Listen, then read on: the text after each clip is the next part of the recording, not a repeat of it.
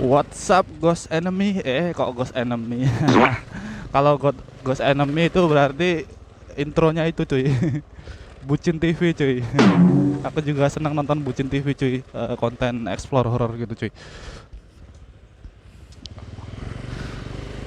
Oke cuy, bagaimana kabarnya cuy siang hari ini cuy, pagi hari ini deng, kok siang hari ini sekitar jam 9. Semoga kalian sehat selalu cuy ya. Terima kasih udah mampir ke channel ini cuy. Semoga kalian suka sama konten-konten yang aku bawain di channel ini cuy. Oke. Jadi pagi hari ini aku bakal ngasih bahasan buat kalian cuy supaya bisa mengisi hari-hari kalian di pagi yang indah ini sambil kalian ngopi gitu cuy. Sambil denger cerita aku cuy. Oke, jadi pagi hari ini aku bahas tentang itu cuy. Kasus misteri kasus pembunuhan Brigadir J cuy, dari awal mula kasus ini tanggal 8 Juli yang lalu cuy ya, sampai tanggal sekarang ini cuy, tanggal 10 Agustus cuy, dan sudah hampir menemui titik terang cuy. Jalannya cerita ini yang begitu panjang cuy, begitu ribet, begitu ruwet, begitu menyita waktu, pikiran dan tenaga cuy para pejuang keadilan cuy ya, dimana kasus ini menyisakan berbagai misteri dan ketidakjujuran pihak kepolisian cuy dalam menangani kasus pembunuhan ini cuy. Pertama, ini menyangkut harga diri instansi kepolisian itu sendiri dan kepercayaan publik cuy ya. Dan ini sangat-sangat memprihatinkan cuy, dimana kepolisian adalah garda terdepan cuy untuk bisa melindungi masyarakat dan mengayomi masyarakat, tetapi internal mereka sendiri malah kelihatan bobroknya seperti ini cuy. Aku ngomong kayak gini bukan karena nggak suka cuy, emang faktanya seperti itu cuy. Jadi kita berbicara seperti ini karena sudah ada dasarnya cuy, jadi tidak asal berbicara seperti itu cuy. Jadi bagaimana kronologi cerita ini cuy, aku awali dulu dengan kronologi pembunuhan kasus Brigadir J ini cuy. Yang pertama kali dipublikasikan pada bulan Juli lalu cuy ya, awal-awal bulan itu cuy, dan dipublikasikan sebagai kasus pembunuhan tembak-menembak antar anggota kepolisian dengan rating terendah gitu. Jadi Brigadir sama Braha. Jadi mereka itu adalah seorang ajudan cuy dari Jenderal cuy Verdi Sambo.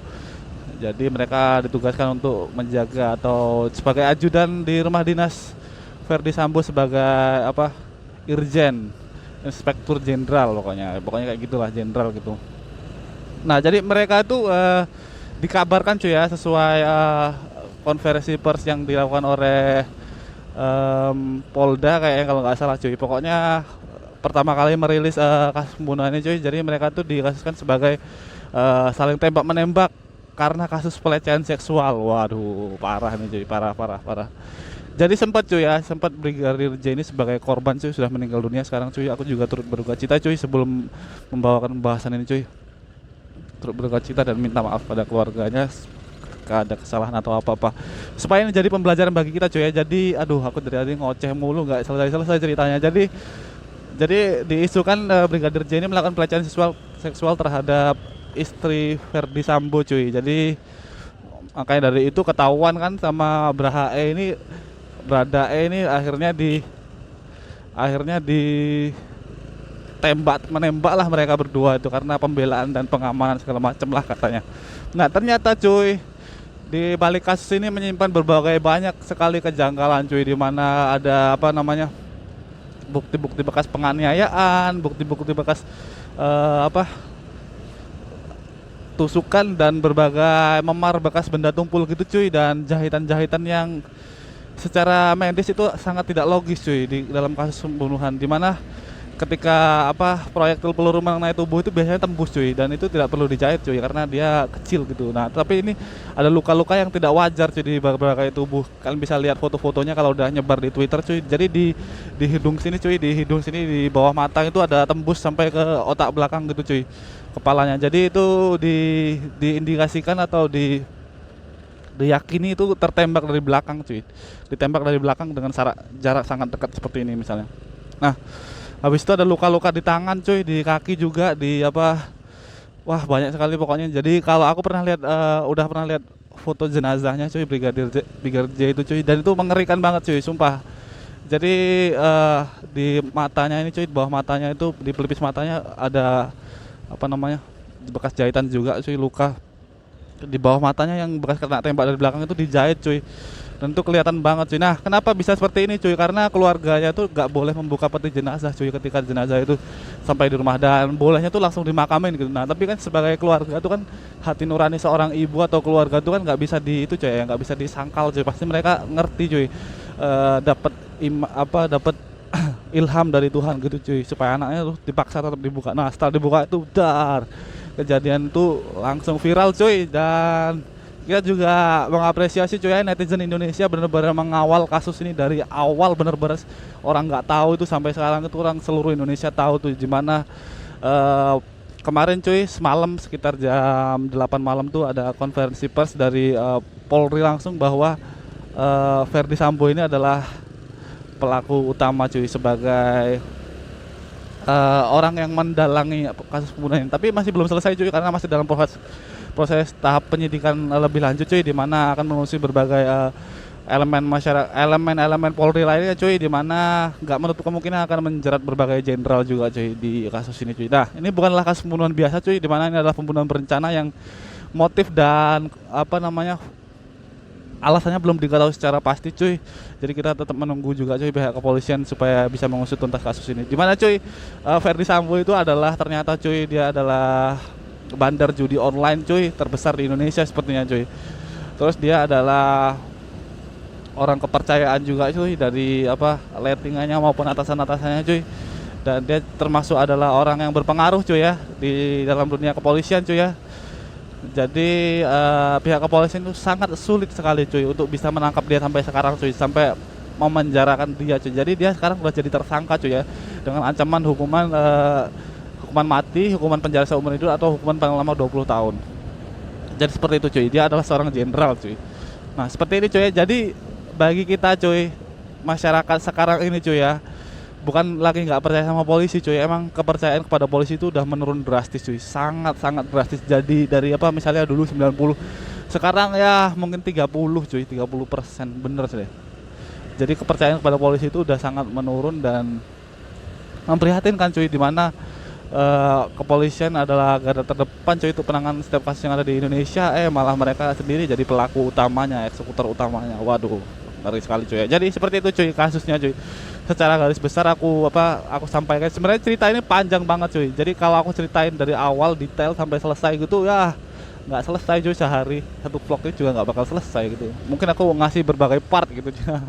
Jadi seperti itu intinya cuy. Jadi intinya itu berawal dari kasus penembakan yang alibi polisi itu mengatakan kalau itu sesama brigadir sama Braha, sama pengawal atau ajudan Jenderal Verdi Sambo itu tembak-tembakan gitu cuy, dengan isu dilatar belakangi oleh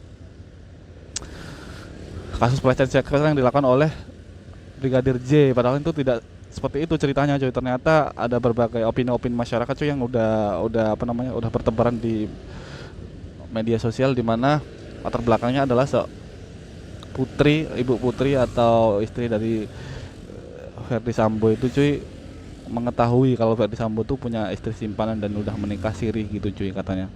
Jadi Brigadir J ini ditugaskan untuk mata-matai dan menceritakan semuanya kepada ibu putri. Nah, setelah itu ketahuan ibu putri cekcok sama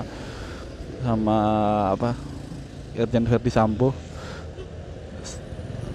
Cekcok habis itu ya udah dia merencanakan untuk membunuh Brigadir J itu bersama ajudan-ajudan yang lain, dan dia mendalangi otak tersebut. Nah, jadi kuncinya di sini ya itu ibu putri cuy, dia sebagai saksi utama, dan Braha E cuy, di mana Braha E ini ditugaskan untuk menembak Brigadir J itu secara paksa cuy. Jadi dia mendapat perintah dari atasan gitu cuy, mau nggak mau harus diturutin dan dia harus menembak.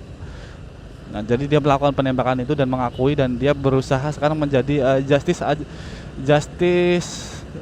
pokoknya dia menjadi justice collaboration cuy, di mana dia akan membantu pihak kepolisian untuk mengungkap kasus ini secara terang benderang cuy. Meskipun dia mengorbankan juga nyawanya, dan aku acungi dia sebagai pahlawan cuy. Meskipun dia sebagai pembunuh cuy, tapi apa yang dilakukan itu sudah seperti pahlawan cuy. Dimana dia berani membuka tabir kasus ini cuy, dimana yang menjadi taruhan bukan hanya nyawanya cuy, tapi nyawa keluarganya juga cuy. Wah, parah sih. Jadi dia sekarang tuh masih di rumah tahanan atau di mana gitu cuy, masih ditangani oleh pihak kepolisian cuy, itu masih diinterogasi lebih lanjut supaya dia bercerita. secara tuntas gitu cuy, jangan sampai ada ketinggalan atau ditutupi bersama kuasa hukumnya dan para penyidiknya.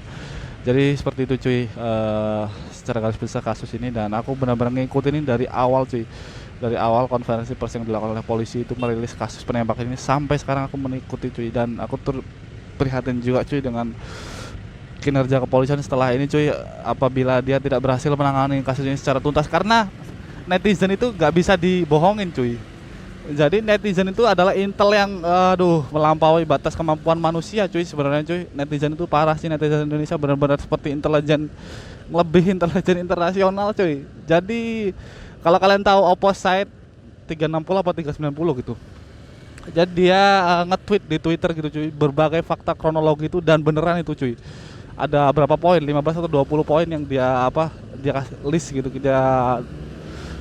dia ungkapkan di tulisannya di Twitter tuh cuy, dia nge-tweet. Nah, itu beneran cuy, buset, ngeri banget cuy. Jadi dia tuh bandar judi ini ternyata bener. Terus ada hubungan Ferdy Sambo sama selingkuhannya, simpenannya ini bener. Waduh, parah cuy, dia ngerti banget cuy, intelijen. Waduh, aku rasa dia nggak bakal kesentuh deh cuy.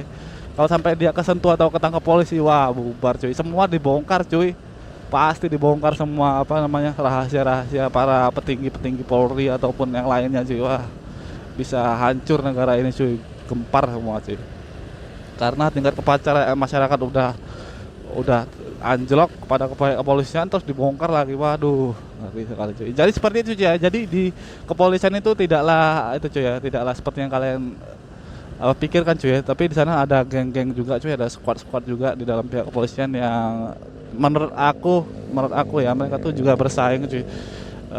Entah itu memperebutkan jabatan maupun hal-hal lain cuy, yang kita nggak bisa pastiin cuy ya, karena itu adalah cuman mereka yang tahu cuy, kita nggak punya hak untuk seperti itu. Tapi kita berhak cuy untuk mengawal setiap prosedur hukum yang ada di Indonesia cuy, supaya bisa diterapkan dengan baik dan jelas, transparan cuy ya, supaya kita mendapatkan keadilan sosial bagi seluruh rakyat Indonesia cuy. Oke cuy, jadi sampai sini dulu vlognya cuy, karena aku udah sampai di lokasi. Terima kasih udah ngikutin perjalanan ini. Oke, see you.